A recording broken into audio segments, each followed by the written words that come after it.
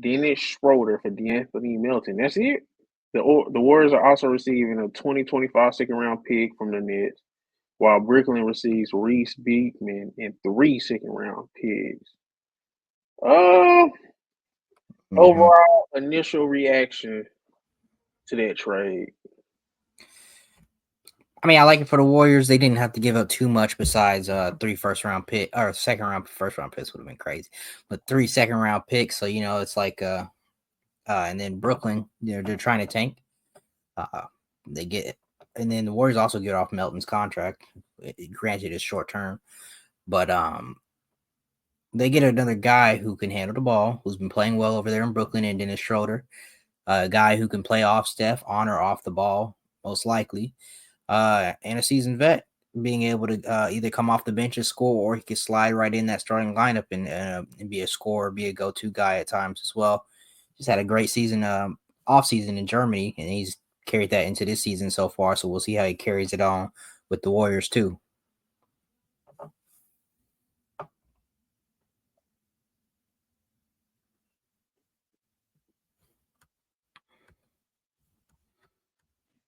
I think it was mid. It was mid. You can hear me?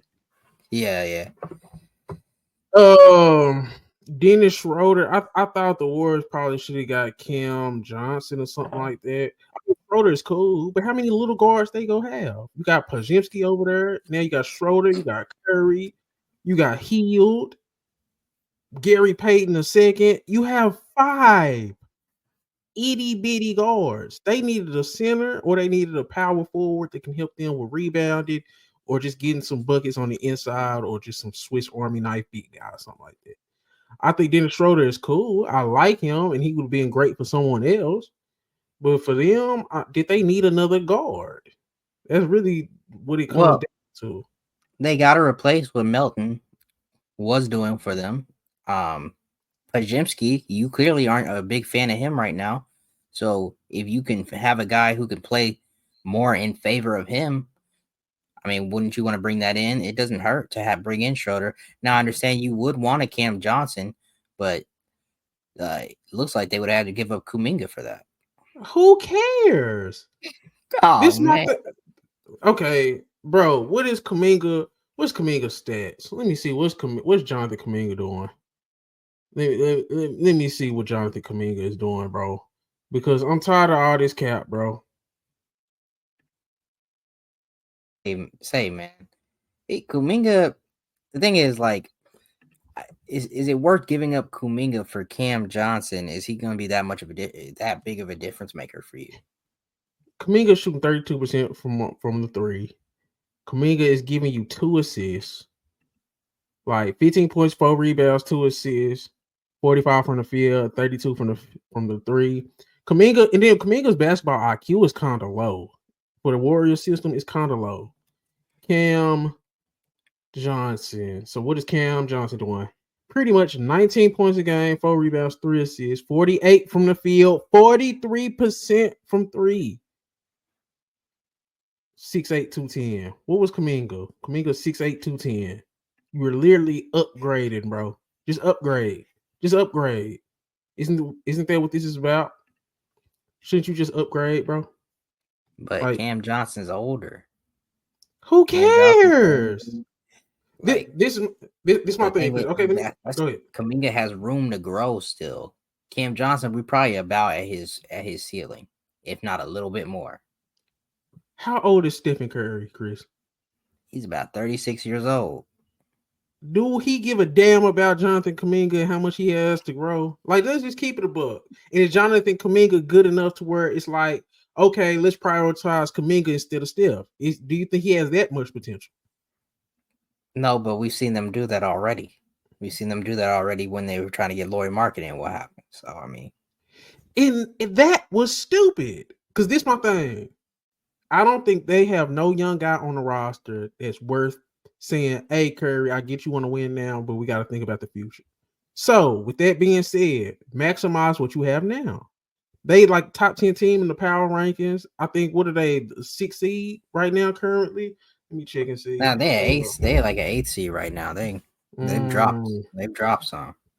Okay, but Let me see. They are, yeah, they the 8th seed.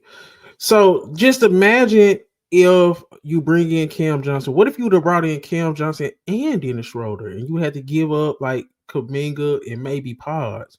It's literally 2 vets that's gonna help right now. And now you have who you starting? Steph. I'm starting Steph, Cam Johnson, Andrew Wiggins, Draymond Green, and I guess it don't matter, Looney, I guess. That just sounds better. That Then sounds you better. what? Go ahead. I was just gonna say this. Do you really think that's competitive in the West? Do you think he's worth giving up all that and not All My of bad. what? That's where we have a disconnect. All of what? Podziemski and Kuminga. Hey man, this is my thing.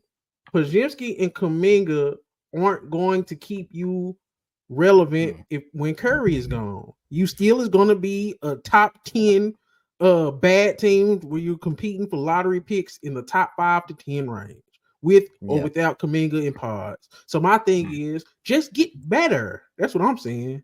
Just get better. I don't care if you got to bring in Zach LaVine. I don't care if you got to bring in Lauri Markkanen. I don't care if you got to bring in Cam Johnson and Dorian Finney-Smith and Dennis Schroder.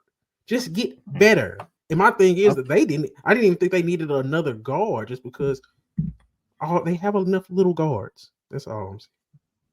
I get that, but I'm cool with it. Yeah, maybe they could have brought in Cam Johnson. Maybe they could have gave it Kuminga for that.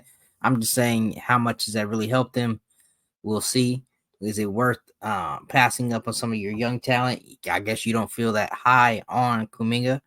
And I mean, rightfully so. He's a little bit disappointing, kind of, from where we expected him being drafted out of G League Ignite. I understand that, but points, I mean, 15 points, 45 clearly 2% from 3. They don't play. They're just not smart.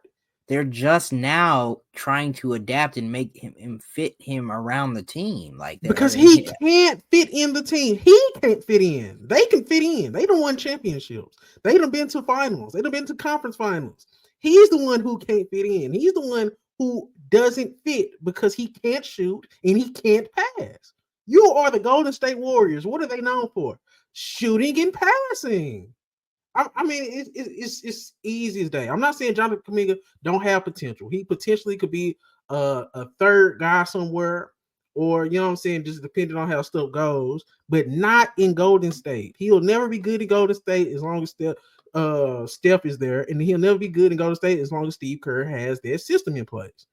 He just can't do that stuff. That's all I'm saying. And Pods is kind of terrible now, I guess. Pod's just he got some decision making problems he needs to work through. Yeah, you see him get locked up by Luka the other night in that game. Yeah, that was a good game. It wasn't a good game. It was just too many threes. It was too many threes. Like everything was dropped. It was no defense. Now it was hard going from the NBA Cup to that. It was just no defense. We kind of get into it now because we ain't got nothing. Okay. What? Oh, I do want to get your grade the Dennis Schroder trade. I give it a solid B minus. You tweaking? I give it a C. I'm not tweaking. When Dennis Schroder over there looking nice, what you gonna say then? Man, that shit ain't doing nothing for them, bro. I'm sorry. I give it a no, it's not. I didn't say it's going to elevate them or do nothing, but it's a B minus. A B minus is crazy. That's a C minus trade, bro. But right, I mean, right. We'll see. We'll see. I like it. We'll regrade it. I'm not mad at it. Yeah, we'll regrade it.